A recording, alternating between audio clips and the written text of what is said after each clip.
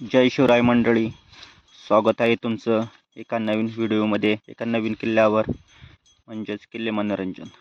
तर आज आपण किल्ले मनोरंजन हा किल्ला पाहणार आहोत आणि गडाच्या पायथ्यालाच आपल्याला निःशुल्क पार्किंग बघायला मिळते.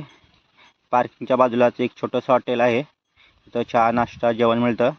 समोरच तुम्ही बघू शकता गडावर जाणारी पायवाट. तर ही पायवाट आपल्याला सरळ गडावर घेऊन जाते. गडावर जाणाऱ्या वाटेच्या सुरुवातीलाच आपल्याला गडाचा माहिती फलक बघायला मिळतो.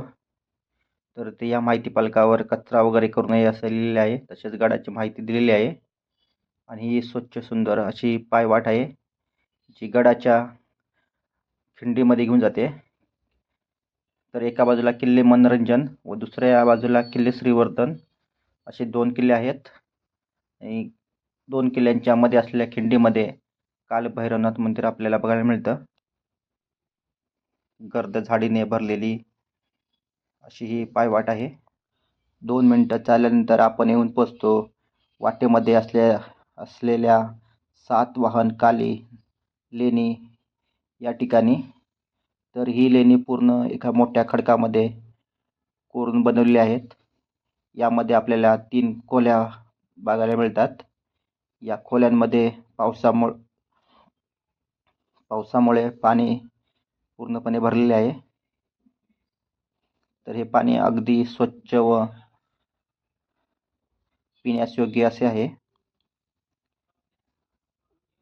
यामध्ये असलेल्या 2 खोल्यांमध्ये पाणी आहे, तर एक पूर्णपणे रिकामी आहे. या लेण्याच्या मधल्या चौकटीवर आपल्याला श्री गणेशाचे शिल्प बघायला मिळते. आणि या आहेत गडावर जाणाऱ्या दगडामध्ये बांधलेल्या पायऱ्या. तसंच या पायऱ्यांच्या बाजूला रेलिंग ही केलेली आहे, ज्यामुळे काही अपघात होणार नाही. 15 ते 20 मिनिटं चालल्यानंतर आपण येऊन पोचतो 2 गडाच्या मध्ये असलेल्या खिंडीमध्ये, जेथे आपल्याला श्री काल भैरवनाथ मंदिर बघायला मिळतं. आतमध्ये आपल्याला श्री काल भैरवनाथची कातळकोरीव मूर्ती तसेच अन्य काही देवतांच्या मूर्त्या बघायला मिळतात.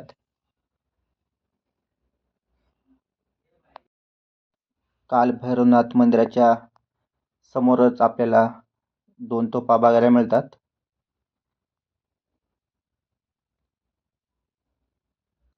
आणि समोर आपल्याला काल भैरवनाथाचे वाहन घोडा अश्व बघायला मिळतं. तसेच आपल्याला 2 दीपस्तंभ बघायला मिळतात. श्री काल भैरवनाथ मंदिराच्या बाजूनेच एक पायवाट वरती जाते, जे की किल्ले मनोरंजन या किल्ल्यावर जाते. आणि आपल्या मागे बघू शकता तो दिसतो आहे तो किल्ले श्रीवर्धन आहे. आणि आता मी पहिल्यांदा चाललो आहे किल्ले मनोरंजनला. तर आपण पहिल्यांदा किल्ले मनोरंजन पाहू, नंतर श्रीवर्धन. गडावर जाणारी ही पायवाट आहे, अशी पूर्ण जंगलाने वेढलेली घनदाट झाडे असलेली पायवाट आहे. आणि इथूनच आपल्याला गडाची भक्कम तटबंदी नजरेस पडते. तर वरती दिसते आहे ती गडाची तटबंदी.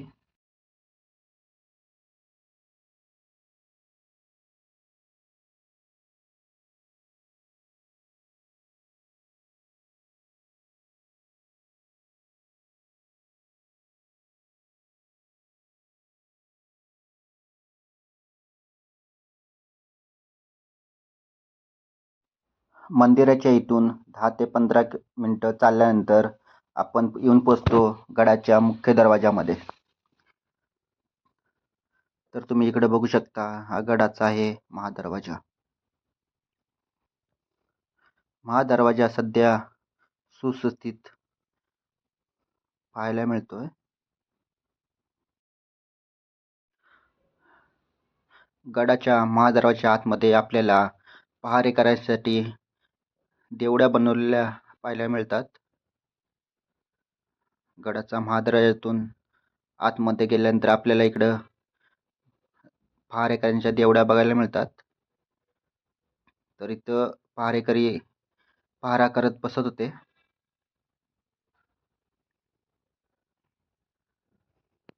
आणि तिथून पुढे गेल्यानंतर आपण गडाच्या माथ्यावरून पोचतो आणि समोरच आपल्याला एक बुरुज बघायला मिळतो. अजून थोड्या वेळ चालल्यानंतर आपण गडावर धान्य कोठार आहे ते येऊन पोचतो. तर धान्य कोठारच्या खालच्या बाजूलाच आपल्याला पाण्याचं टाकं बघायला मिळतं. तर इकडं तुम्ही बघू शकता गडावरचे अजून 1 ते 2 पाण्याची टाकी आणि हे तिकडे आहे गडाची तटबंदी. खालच्या बाजूला तुम्ही बघू शकता गडावर तटबंदी आणि इथं आपल्याला पुन्हा काही कातळ कोरीव पायऱ्या बघायला मिळतात. तसेच ह्या पायऱ्याच्या वरती आल्यानंतर आपल्याला काही राजवाड्याचे अवशेष तसेच धान्य कोठार बघायला मिळतं.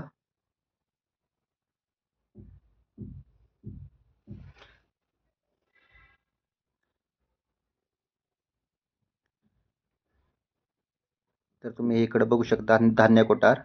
धान्य कोठाराच्या चौकटीवरच आपल्याला कमळाचे कातळ कोरीव शिल्प आणि श्री गणेशाचे कातळ कोरीव शिल्प बघायला मिळते. धान्य कोठार पाहून झाल्यानंतर आम्ही पुढे निघालो. तर हे आहे गडावरील राजवाड्याचे अवशेष.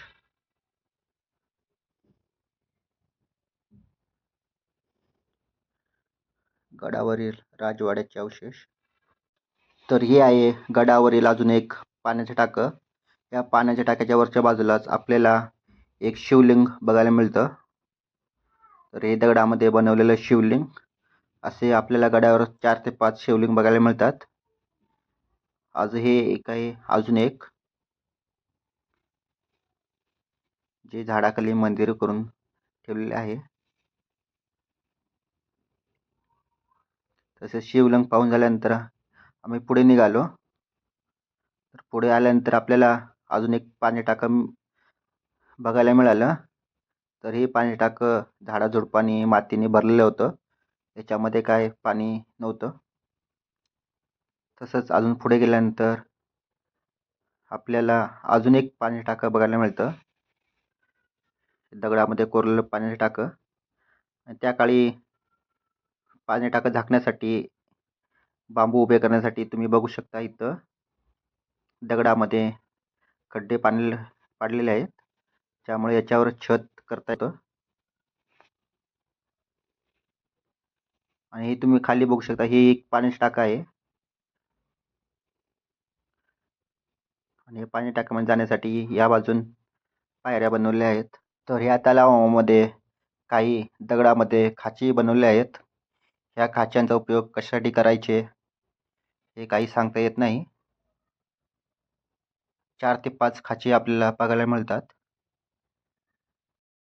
आणि तुम्ही समोर बघू शकता किल्ले मनोरंजन वरून दिसणारा किल्ले श्रीवर्धन.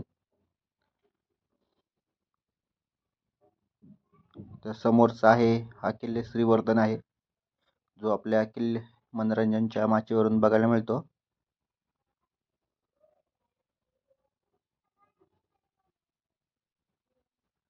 आणि मी पुन्हा एकदा आलो धान्य कोठारामध्ये.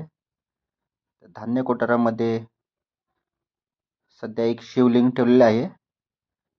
तुम्ही इथं मध्ये मध्ये बघू शकता दगड ठेवले आहेत ज्यामुळे धान्य कोठारावर ते आडं करता येईल. धान्य कोठारामध्ये ठेवलेलं हे आहे शिवलिंग. मोठं असं धान्य कोठार. हवा वगैरे येण्यासाठी इथे खिडक्याही बनवलेल्या आहेत ज्यामुळे हवा खेळती राहील.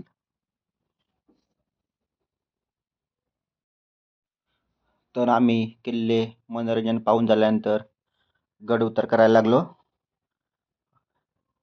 किल्ले मनोरंजन फिरण्यासाठी आपल्याला 1 तास पुरेसा आहे. तसेच गडावर येण्यासाठी अर्धा तास पुरेसा आहे. हा गडाचा आहे महादरवाजा. महादरवाज्यावरती आपल्याला एक कातळ कोरीव कमळाचे शिल्प पाहायला मिळते. मी आणि माझा मित्र गड पाहून खाली उतरता एक पुन्हा एक व्हिडिओ चालू केला. इथून जाताना खूप सावकाश जावं लागतं कारण पाय घसरला तर खाली पडण्याची दाट शक्यता आहे. धरण्यासाठी काही सोय नाही.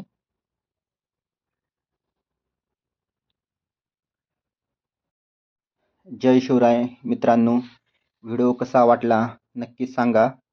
व्हिडिओ आवडल्यास लाईक, कमेंट, शेअर, सबस्क्राईब करा. अशाच व्हिडिओसाठी भेटू पुन्हा एकदा एका नवीन व्हिडिओमध्ये, एका नवीन किल्ल्यावर. तोपर्यंत जय शिवराय, जय शंभूराजे, हर हर महादेव.